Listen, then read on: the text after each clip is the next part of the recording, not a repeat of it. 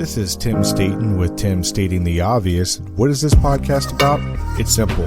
You are entitled to great leadership everywhere you go, whether it's to church, whether it's to work, whether it's at your house, you are entitled to great leadership. And so in this podcast, we take leadership principles and theories and turn them into everyday, relatable, and usable advice. And a quick disclaimer, this show, process, or service by trademark manufacturer, or otherwise does not necessarily constitute an implied endorsement of anyone that I am employed by or favors them in representation. The views are expressed here in my show are my own expressed and do not necessarily state or reflect those of any employer. In a world where leaders are judged not just by what they achieve, but how they inspire. Imagine commanding a room like a battlefield general, turning every word into a weapon of influence. That's the power that Amos Balongo unlocks. Amos is an executive communications expert, keynote speaker, and communication coach. Amos empowers senior leaders to master the art of communication, elevating your visibility, earning the appreciation you deserve, and spotlighting your unique value.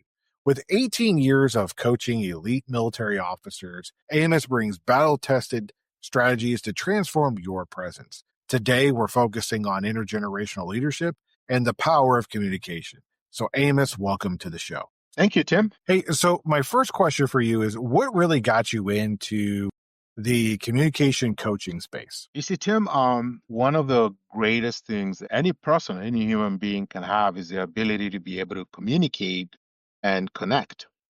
And being in the coaching space, even the leadership space, it's really wide. And I narrowed down into communication because of personal experiences I had. And a lot of it was my inabilities to be an effective communicator.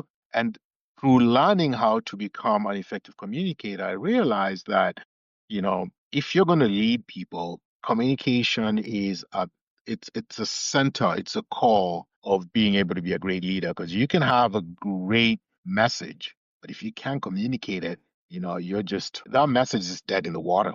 So I figured I'd hone into that and coach people how to do it, because I was once in that hole, if I will. Yeah, no, I know what you mean. And so I know that you have done some extensive experience coaching military officers as well as they transition out and into civilian space. So how did that first come about? Well, that was interesting because I had some friends that were senior officers in the military, and they were getting ready to transition. And one of them approached me and said, "Hey, are you interested in helping me?" He was going to write a book as well as get into the coaching and speaking space. Now, this particular general was a friend of mine, was a 3-star general. And normally when a general speaks or walks into a room, people stand up. And it's really, you give orders, people take them. Now, transitioning into the civilian world is a whole different ballgame. And through getting him ready with his book and getting him ready to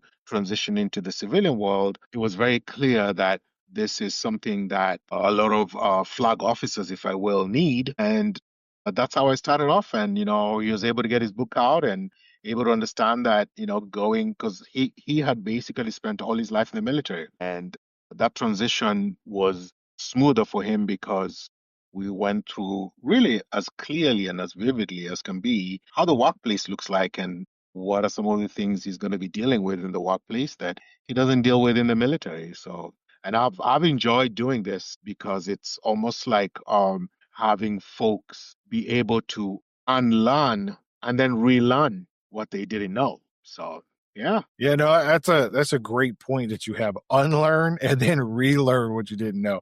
What is the most common misperception or misconception that you see people have when they get ready to transition out? Well, I think one of it is that, it's the fact that they think that the skills and experiences are translatable exactly into the civilian world, but they're not unless you translate them. Because I can tell you, well, I was a 3-star general in this, within the Army or the Air Force, or as an admiral in the Navy and a 3-star. And if I don't translate that, what that does in the civilian world, it becomes a little bit overwhelming, because people are like, so what is combat operations? What is this? What is that?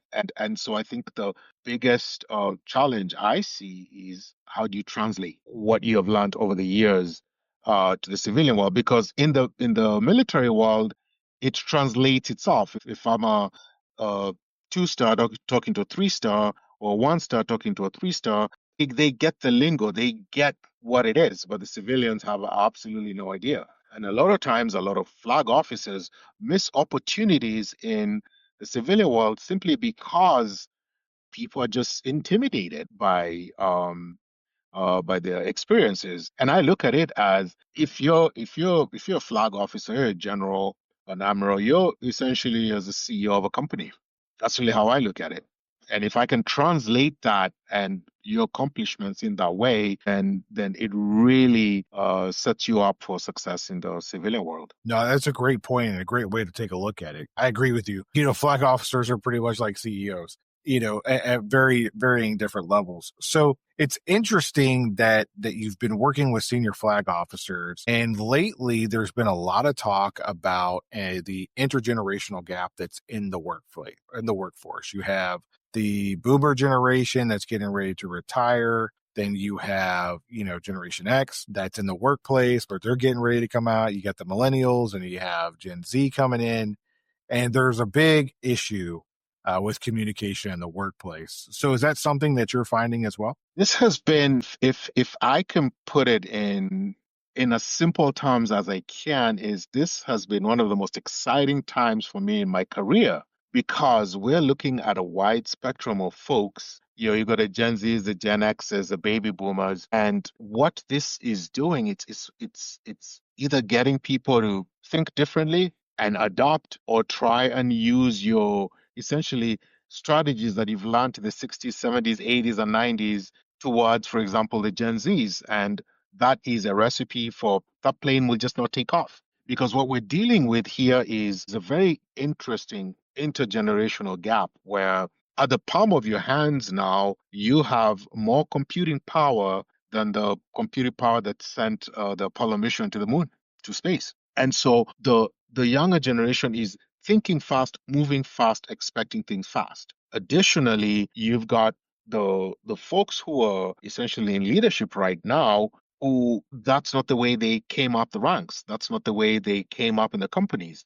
So there's a gap there. There's a big gap. And that's where the communication comes in, because the Gen Zs are not going away. In fact, the workforce, as the baby boomers are phasing out, the workforce is being populated more by these younger folks. Now, it's up to us as leaders to be able to understand them and value them and figure out how do we work with them. Now, granted, there's got to be give and take, but you have to understand that if you try to basically employ communication strategies you used in the 60s and the 70s and the 80s, it just doesn't work. Because back in the 80s, even in 90s, we wrote letters and it took 7 days for the letters to come back, and then we responded. And, Yeah. and now it's a text. And in fact, it's like, I texted you at 3 p.m., it's 3:45. How come I haven't gotten a response? There's a benefit in finding common ground between, this intergenerational issue we're having, but the onus is on the leaders to be able to figure out, how do we lead this younger folks? How do we get them ready for this leadership roles? You brought up a really good point about how the younger generation, everything is super fast. The more senior seasoned generations, there's like a pace to it, there's a timing, there's a rhythm. So that gap, what is the expectation gap that we're seeing in the workplace right now? Is it on both sides of the spectrum? Like, they think I'm going to enter the workforce and I'll be vice president and 2 years from now, or like 6 months from now, whereas the senior folks are like, hey, there's a lot of knowledge that you have to have along the way. What is that expectation gap that we're finding? Great question, Tim. It's on both sides. And we have young kids coming out of college and expecting to be running a company in 2 or 3 years. And many I meet who even take coaching sessions with me are like, I'm graduating college next year. I'm going to start with a six-figure salary job. I'm like, that doesn't work like that. There's something to be said about earning your professional stripes. You have to earn those professional stripes to be able to get to that point. Because at the end of the day, if I give you a Fortune 100 company to run and you're 2 years out of college, 3 years out of college, well, we're going to run into some challenges because you're just not seasoned enough. So one of the things that I see is, very unrealistic expectations from the younger folks coming into companies. And on the other side, with the leaders, they just expect the younger folks to be able to work for the company for 25 years, make it to the top, get your gold watch, and retire. And not realizing that times have changed and this younger generation, the loyalty is based on what's in it for me and how does it work for me? Because in this particular case, for a lot of these young folks, it's, does this fit my lifestyle? Back in the days, you took a job, you worked 60, 70 hours, and that's what you did. But now it's, does this fit into my lifestyle? Does this work for me? Because if it doesn't work for me, I'll just go somewhere else and find another job.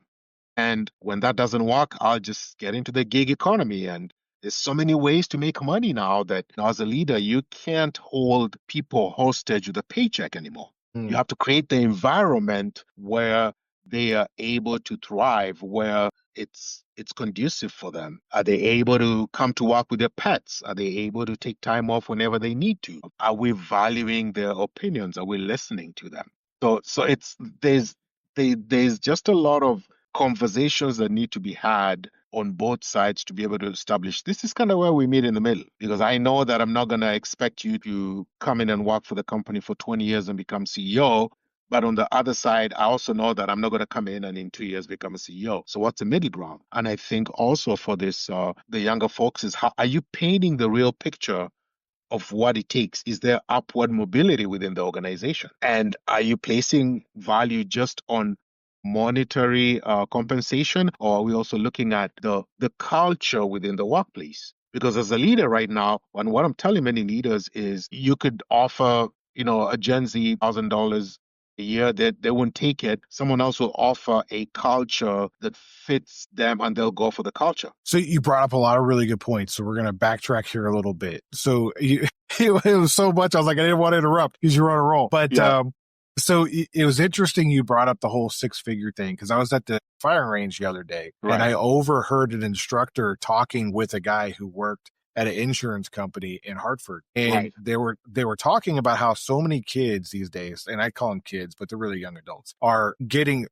bachelor's degrees and master's degrees, like one after the other. Then they try to go in the workplace and they're expecting six-figure salaries. The executives of these companies are like, yeah, you have a degree, but you don't have any experience. So that expectation mismatch has to be addressed somewhere. So I'm glad that you brought that up, because I'm hearing it too in other places. And then you also brought up about the paycheck being held hostage in the cultures of organizations. Is it more so you think that the younger generation is focusing more on workplace culture and lifestyle culture and the work balance thing, or is it something else? I believe it's a work-life balance and the environment and the culture that they go into, and they want to go into an environment where they feel suits them and they're comfortable, and that to me is very key. Because when you get people comfortable in an environment, then they're able to produce and they're happy doing it. Now, they might not stay in the company for 20 years, but the 5 years they're going to give you in your organization, they're going to produce, they're going to be happy, and everybody within the organization is really going to thrive, because then you have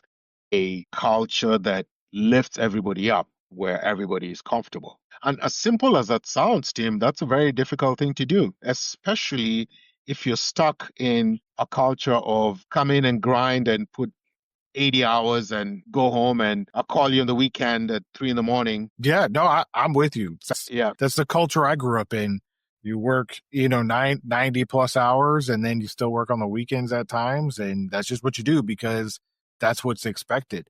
And I hear you, and I hear a lot of other people saying that that's not what they want. That's not what they value. So when it comes to this expectation gap, there's also an expectation gap, I think, probably on the senior side, when they're looking at new executives coming into the fold. Because like you said, They're maybe not as seasoned. So how do we get people the right experience at the right levels so that we could work on workplace culture and we can work on developing the people? I think that one of the things is when people join your company, there has to be a clear path. This is how you progress in the company. And if you want to get experiences in this field, these are the things you need to do to be able to get those experiences. And we need to be able to look at it. We need to take experience. And a lot of times we've looked at experience and we think, oh, they have to have done this for 20 years to have the experience. I think we need to shift that to be, have they done it and are they competent in it? Because being in a company for 20 years is what we're used to. Well, I've been in this company for 20 years, 25 years. So, yeah, granted, I've got experience. But there's somebody else who could have been in the company for just 2 years, but they're way ahead of you because their experiences are different. So I look at it as experience not in time, but in evaluated experience. And we take away the time and say, okay, you were exposed to this for 2 years. Let's see what your competency is. Because then Okay. that gives some of these younger folks coming in an opportunity to be like, okay, I don't need to stay in this role for 20 years to earn my stripes.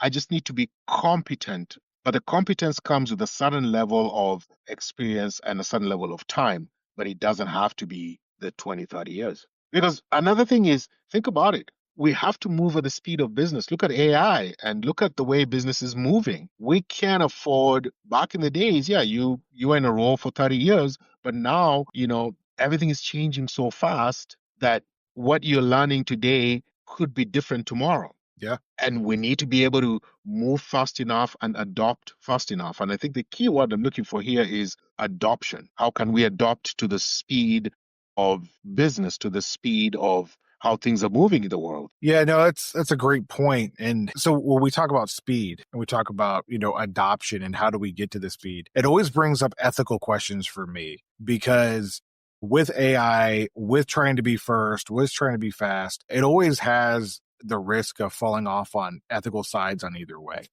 And so how do you think the younger generation views ethics versus the senior generation? Because I think there's a big difference Yes. and ethics between the two. So can you talk about that for a little bit? Yes, I think the the older generation and the folks that I've talked to I always hear you need to be in a place long enough, you need to be in a place and be able to make mistakes, correct your mistakes, and learn from your mistakes and do things, by the book as best as you can. Now, younger generation looks at it as I need to be able to do the job. If, for example, I need to be able to do it well. And the ethics part, I've not seen a disconnect between, ethics. Because I look at ethics this way: either you have it or you don't. Either you're an ethical person or you're not. So it doesn't matter whether you're Gen Z or baby boomer. Ethics are ethics. Okay. It's the issue now comes in terms of how they look at it. One group says, hey, I need to be able to do the right thing.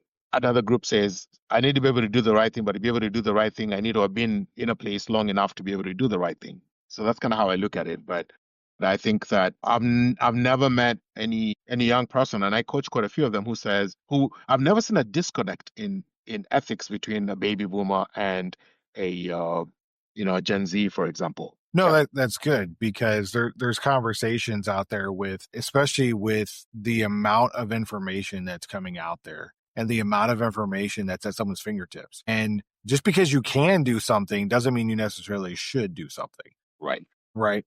And so, and honestly, this is why there's ethics and compliance officers at a lot of corporations. And they're like, okay, so what's the difference between me paying the fine and me fixing the problem, which costs more? What's more cost effective in that standpoint? Not saying right or wrong, but as we move faster, do you foresee the risk of people making probably less informed decisions that they should have made versus it all pans out? I think so. I think that's a risk of going fast and moving fast. I often say, we're moving very fast, but we're dying faster. We're living very fast, we're dying faster. There's a price to pay in living fast. There's a price to pay in, not letting things settle, and so you can have a clarity. Use an example of a jug with mud in it. When you shake it, it's not clear. When you let the mud settle, you can be able to see it. So I would say that what I would impress upon, anybody in the fast space is look at it, or doing anything fast is look at it at what point am I borderline violating ethics? Be it ethics to human beings, be it ethics to the environment, be it is it ethical, what I'm doing. For example, environmental ethics is a big one. Are we following the rules and regulations? I'm in a company and we're producing some product. We want to do it really fast, but am I being ethical? Yeah, I can pay the fine, but paying the fine because I polluted doesn't make it the pollution right. Or AI, where we're developing all these AI systems, and what am I training my AI to do? What am I equipping it with? And is this something that will be detrimental to people in the future? So it's a very interesting space. And I think that as much as it's evolving, we're evolving with it too. And that's why this is a very exciting. We have to have, and I'm glad you brought that up, we have to have ethics at the forefront of what we're doing. No, absolutely. And I'm thinking about Gen Z as a whole, and I know it's bad to like think of them as a whole because everybody's different and they're all individuals, but they're very values based driven. And so, Right. as too much, like they won't shop at a place or do business with a place if they view that business as being unethical or having a certain thing. Now, is that the same way when it comes to seeking employer or employment? Like they won't apply for a job at a certain location if they think they're unethical or have the potential to be? Absolutely. And I have seen this a lot. And a lot of it is because, again, the power of technology. I'm able to use technology to figure out this is what this company's ethical standards are. So I'm not going to shop there, go to that restaurant, work for the company because their ethics don't fall in line with my values. And it ties me back to the whole culture thing. What's our culture? What are our values? Because people will buy that first before they even look at a paycheck. It's a great point. And I hope everybody listening to this and watching to this kind of rewinds that like 35 seconds to just rehear that again. That culture is incredibly important and they'll buy into that before they buy into a paycheck. So I appreciate you bringing up that point. So we talked about expectations. What is another key aspect that you're seeing that people are just falling short on? I think when we look at what we as leaders need to do to bring people up, we have to be intentional. We have to be intentional to lead people. Everybody deserves to be led well. And this is now more on the leadership side. And as a leader, if people are not following you, you're just out there taking a walk. And some of the expectations on the leadership side is that shape in or shape out. Hey, they've got to toe the line. I hear that a lot. But the line has changed. Things have changed. So we have to embrace the change as leaders and say, how do I walk down, instead of standing up on top of the mountain and tell everybody you need to come up, how do I walk down from the top of the mountain and come up with them and show them the way and tell them I'm right here with you. So that's another expectation not being met from the leadership side. No, And that's a I great think, point. yeah, and Go ahead. every leader should take stock of who's working for them in the company and look and see how many Gen Zs do I have? How many baby boomers do I have? What's the intergenerational gap I have here? Because not doing that is, if you're a CEO of a company right now and you're not paying attention to that, you might as well be flying blind. Yeah. And I bet there's a lot of people out there flying blind. Yep. Because you've got 20 or 30 or 40 people that work for your company. They're coming from 3 or 4 or 5 different generations. You've got an interesting leadership opportunity there. And it's not a one size fits all anymore. Absolutely. With being intentional on your leadership and who you're leading and really lowering that emotional resistance. And I really like how you talk about, they got to toe the line. They got to do X, Y, and Z because that's what we expect. And I would imagine the counter argument to that is, well, why?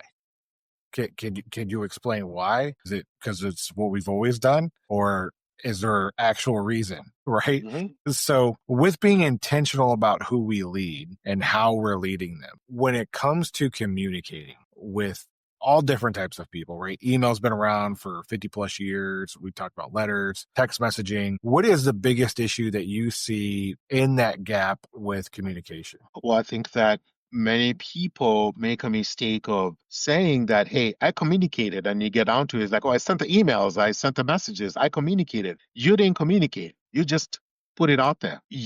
Until people receive what you're sending out, you've not communicated because there's a loop there that you've got to close. First, you got to get the water. It's like playing basketball. You can shoot as much as you want, but it doesn't go through the hoop. You're just out there shooting. Right. So how many people out there just firing blanks or shooting just basically shooting the ball? It's not going through the hoop. It's so many. So you got to ask yourself, how am I getting the ball through the hoop? How am I connecting with my folks? And sending a 2-page email is not communicating, getting the word out there. But how many people have received the word? That's a question we got to ask ourselves and then go back and say, why aren't they receiving it? We've got so many mediums of communicating. You might find that a certain group of people will do better by text, a certain group of people will do better by email, a certain group of people, heck, will do better on social media. Yeah, no, absolutely. You send me a 2-page email, I'm be honest with you, and unless you write my paycheck, I'm probably not going to read it. Yep. It's just because I get you. You're competing with everybody's time. Yep. And I think we're getting into a place where we have to be brief as can be. We have to be strategic, but then we also have to be bold at the same time because I want them to look at it, read it, and know exactly what they need to do. I want to be able to read my message and take action because otherwise, if my message doesn't have a call to action, then I'm just my words or what I'm trying to communicate is just hanging out there. What are you anchoring your communication with? You got to anchor it with a call to action. You have to captivate them, and then you have to drive them where you want them to go. And then you have to anchor that communication with a call to action. Otherwise, you're just out there shooting the ball. So my last question to you is then, is there anything that we didn't talk about that you were like, you know what? I really wish that you would ask this question. And that would be my question. All right. That's a good one. That's a good one, Tim, because I'm so passionate about this that I could spend a lot of time doing this, but I'm going to keep it simple for the interest of keeping it simple and talk about complexity versus simplicity. A lot of times we feel that communication has to be complex and we forget that the power of communication is in the simplicity. Can people see what I'm trying to say? Can they hear it? Is it simple enough that everybody can understand it? And once we master the simplicity of how we communicate, we're halfway there. Keeping it simple and applicable is something that even the audience right now or people listening right now can do. How simple is it? If it's too complicated, go back to the drawing board. I want it simple enough that a 4th grader can read it and understand it. Because then your message is being understood. Because what's the point of putting out complex stuff? You see, life is already complex as it is. So if I give you something that's complex, chances of you applying it are pretty slim to none. So I've got to give it to you in a way that you can take it, you can apply it, and you can see some results. So you got to keep it simple. It's not that hard. So what is one thing that they could do to help keep it simple? Okay. I would say if you're communicating, say you're writing a message and it's an email, for example, and I would want to maybe talk about organizational culture because I'm familiar with that. Talk about who you are, what you do, and how it makes an impact. Simple. In very simple terms. A lot of organizational cultural statements or mission statements are too complicated. They're too complicated. If you have a 4th or 5th grader in your home, take your mission statement of your company, give it to them and ask them, do you understand what this is? And then have them tell you what it is. If they don't understand what it is, scrap it and go back to the drawing board. This is who we are. This is what we do. And this is the impact we make. As simple as that. If you're able to do that, that's one trick. I've got many tricks, but that's just a simple one.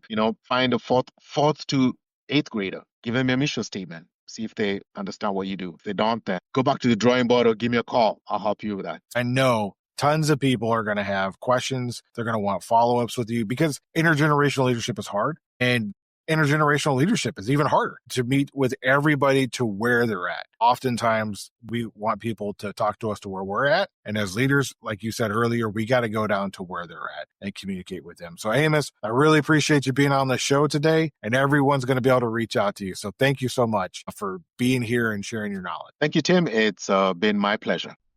As always, thank you for stopping by and checking out this episode and listening to it. I really hope that you enjoyed it. Before we go, I'd like to ask a favor of you if I could. If you could please share this episode with one or two people who you think might like this topic. If you haven't followed or subscribed on the platform that you're listening to, and hit all the bells and icons and all the whistles so that you know that when we post another episode, you'll be alerted, please go ahead and do all that before you go. If you got some value out of this episode, please leave a review or a comment so we can help spread the show to other people who might be interested in the topics that we've talked about here today, but may not have found our show yet. Again, thanks for stopping by. I'm Tim Staton.